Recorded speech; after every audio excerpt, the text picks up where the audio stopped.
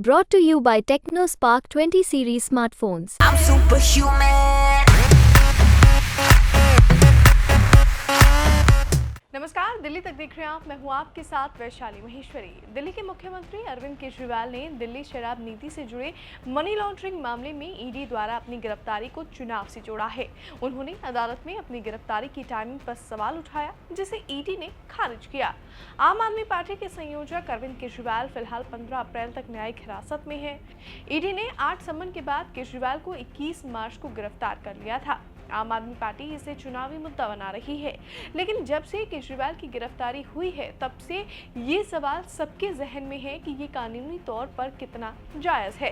अब इस पूरे मामले पर सुप्रीम कोर्ट के रिटायर्ड जज मदन बी लोकुर का बड़ा बयान सामने आया है, जिसमें मदन बी लोकुर ने केजरीवाल की गिरफ्तारी को न सिर्फ ईडी द्वारा शक्तियों के दुरुपयोग का मामला बताया है, बल्कि जब मदन लोकुर से ये सवाल पूछा गया कि अगर वो इस मामले में जज के पैनल में होते तो क्या वो अरविंद केजरीवाल को जमानत देते, तो उस पर भी मदन लोकुर ने कहा कि हाँ, जरूर।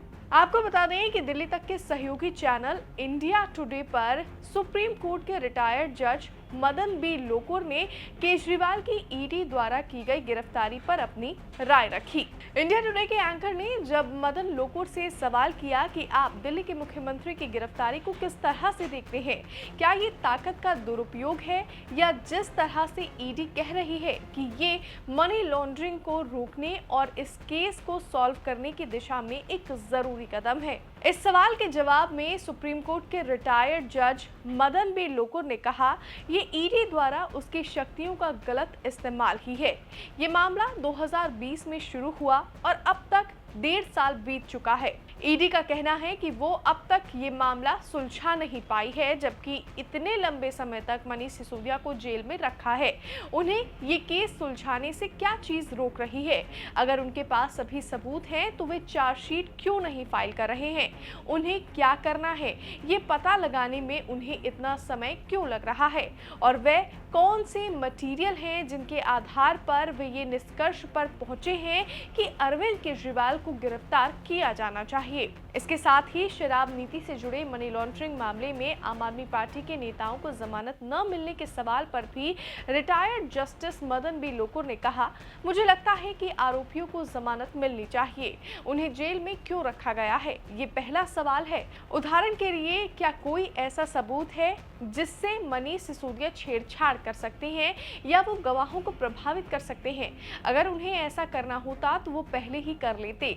ऐसे में ऐसा क्या है जो ईडी को इन सभी को गिरफ्तार करने पर मजबूर कर रहा है, और अदालत को भी ऐसा क्या मजबूर कर रहा है जो वो ये कह रहे हैं कि उन लोगों को सलाखों के पीछे होना चाहिए?